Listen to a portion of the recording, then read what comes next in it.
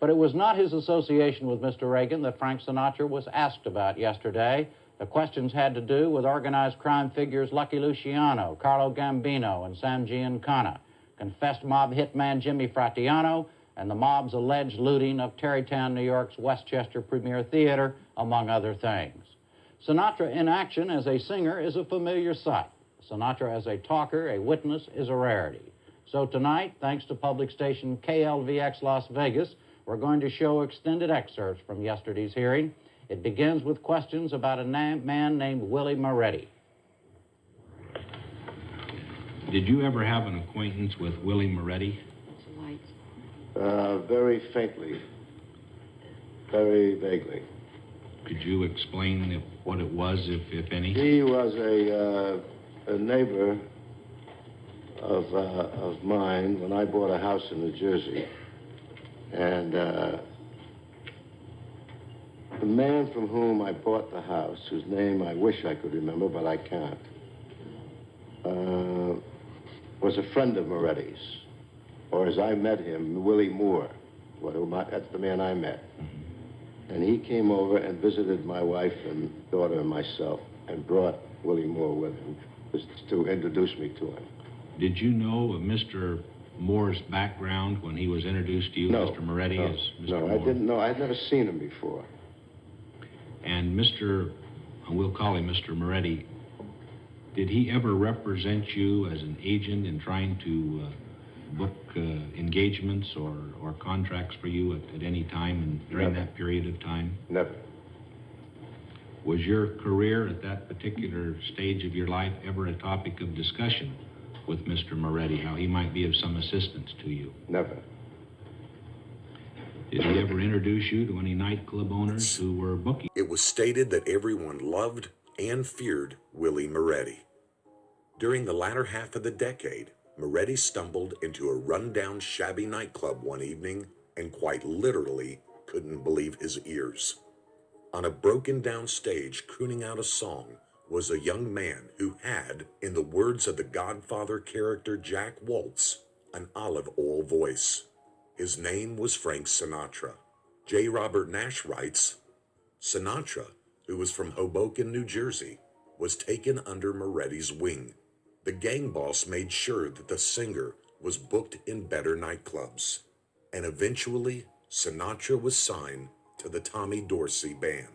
Dorsey was paying Sinatra a hefty $125 per week when he received a competing offer to appear in a Hollywood film. But Dorsey, who was making good money on the young talent, refused to let Sinatra out of his contract. Sinatra complained to Moretti, who showed up unannounced to Dorsey's dressing room one evening, pushing him to the ground and jamming a gun in his mouth, hissing, "I'm gonna make you an offer you can't refuse." He then growled to the now terrified Dorsey, telling him he was buying out Sinatra's contract for $1. Dorsey could accept the gracious offer, or he could get his brains blown out. The choice was his. Citing again J. Robert Nash, this story, which may be apocryphal, was repeated in Mario Puzo's highly romanticized account of the Mafia, The Godfather. Either way, Sinatra did begin a film career which would span decades, and Moretti became known throughout the underworld as Frank Sinatra's godfather. Who lived by. The allegation has been made, and I'm sure you're not unfamiliar with it, that early in your career, that one of the reasons you progressed was due to the efforts of some members of organized crime. How would you respond to that allegation? Simply, it's ridiculous. Did you at any time in those early years play nightclubs that, to your knowledge, were either owned or controlled by members or associates of what's called organized crime? I could never prove that to you. Never. So of your own knowledge, you didn't know that? Right, correct. But what I'm trying to say, sir, is that there was always gossip as to who owned it or who ran it, but one would perjure oneself by saying, well, I'm sure that so-and-so owned the club. But there were sometimes reason to suspect that that might have been the case. Maybe so, and they were, many of them were these so-called nefarious people were very, very good customers. They came to those places, which She's very knowledgeable to most entertainers, people. But I never had anything to do with them business-wise, rarely socially. No connection really whatsoever.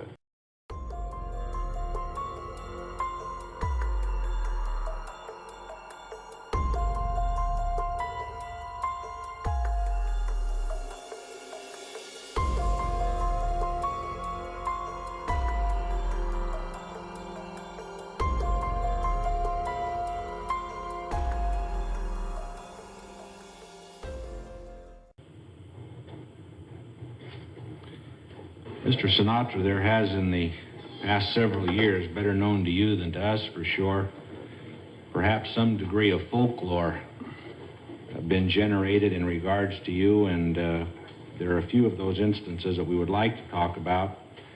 One that has to do with an entertainment contract that you had with Mr. Tommy Dorsey, and at some point in time wanted to get out of the contract. The allegation is that maybe Mr. Moretti assisted you in getting out of the contract. Could you explain to us what happened or what transpired during the Mr. Moretti or period of Mr. time? Moore had nothing, absolutely nothing to do with my career at any time.